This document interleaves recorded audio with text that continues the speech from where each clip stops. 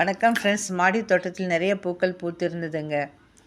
பூக்களை எல்லாம் பறித்து மாலையாக கோர்த்து வச்சுருக்கேங்க. பார்க்குறதுக்கு ரொம்ப அழகாக இருந்தது.